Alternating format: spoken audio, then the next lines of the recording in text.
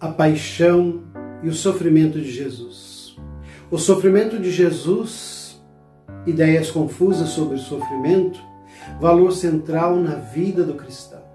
Com frequência, o sofrimento e a renúncia são mal compreendidas.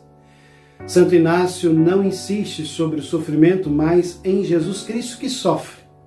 O sofrimento sempre é visto como mal.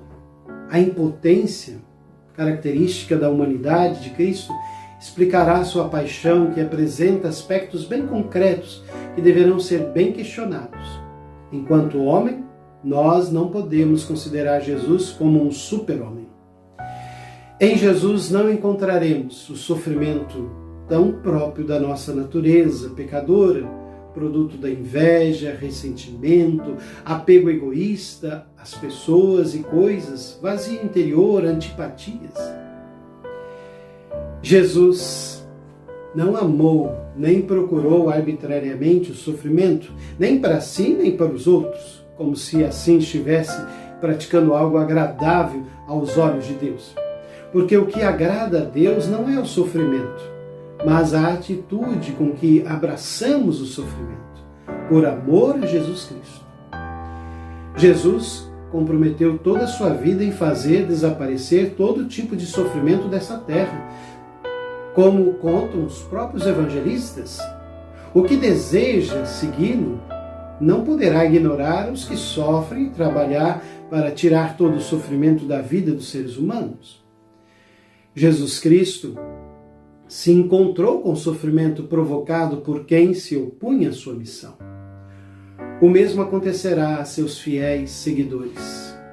Maneira de evitá-lo: deixar de lado o seguimento de Jesus.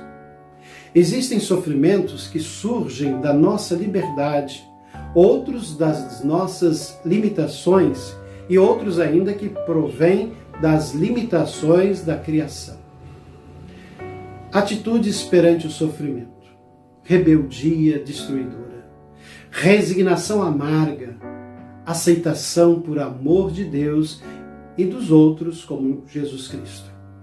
Jesus Cristo não apresenta a cruz como projeto de salvação aos homens e mulheres, pois o projeto será seguir Jesus. E se por segui-lo vem o sofrimento, tudo ok, mas o projeto é o seguimento. Que quis Deus para Jesus? Não se fala. A cruz não foi Cristo quem a trouxe, mas foi nós que a trouxemos. Lembremos dos vinhateiros perversos. O filho para salvá-lo, não para que o matassem. E atualmente está acontecendo o mesmo. Temos sido remidos não pela morte de Jesus, mas apesar da morte de Jesus, pois Deus não poderia querer um crime. O que falta no mundo é amor.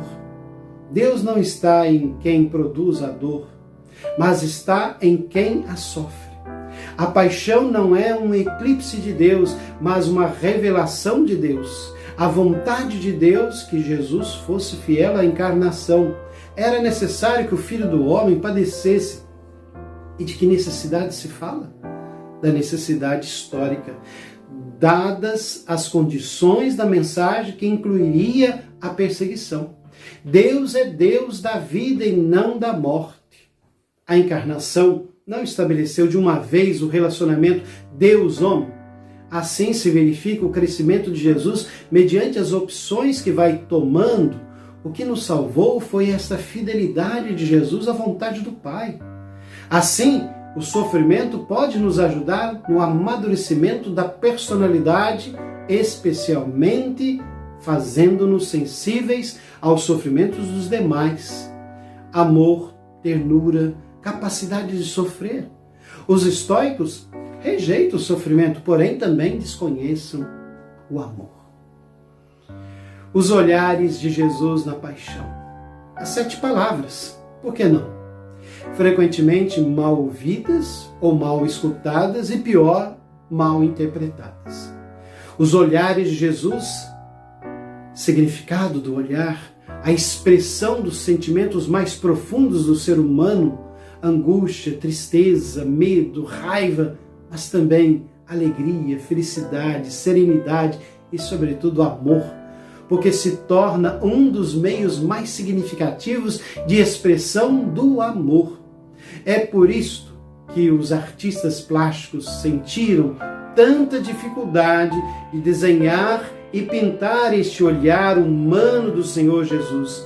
Um deles, o clássico Velázquez, que nos seus Cristos costumava colocar uma mecha de cabelo ocultando os olhos de Jesus. Outro moderno dos nossos tempos, Dalí, nos Cristos crucificados, pinta o Senhor sempre de cabeça inclinada. Gostaria, junto com vocês, nestes momentos de meditação, de reflexão, de Jesus agonizante, tentar entender, sentir esta paixão. Os exercícios espirituais nos diz, a 1 ou 2 passos, considerai como Deus nosso Senhor me vê, como o Senhor me olha. O Cristo dos grandes olhos, olhos do bom Jesus, olhai-me. Reviver este olhar na minha vida, não como os discípulos que ficaram à distância, mas bem pertinho, ao lado de Maria, nossa mãe, acompanhar os últimos instantes de nosso irmão maior, neste momento em que podemos tocar de modo absoluto, total, a humanidade de Jesus Cristo, através da qual foi possível a consumação da reconciliação com Deus Pai. O último gesto, a última lágrima dos seres queridos que se vão, como dos que questionam e nos marcam. Jesus se voltou para elas e lhes disse, filhas de Jerusalém, não choreis por mim. Apenas sentimentalismo? Não.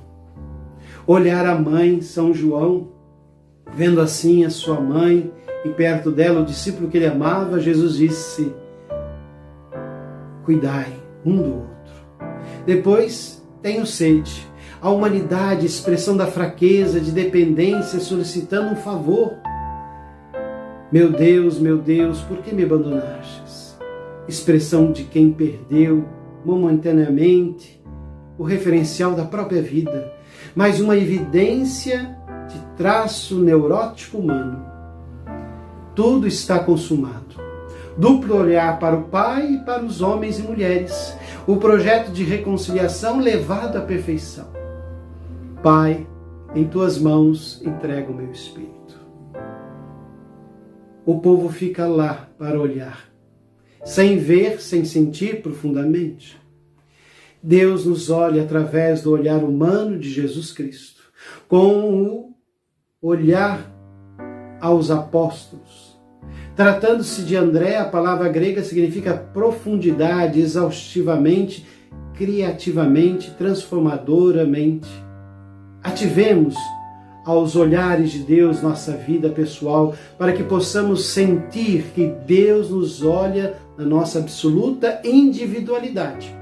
Esse sentimento sustentará solidamente o nosso diálogo com Deus Pai, através de Jesus, meu irmão maior, que se faz sempre o menor dos menores, sendo o Senhor dos senhores, na simplicidade do ser humano plenamente.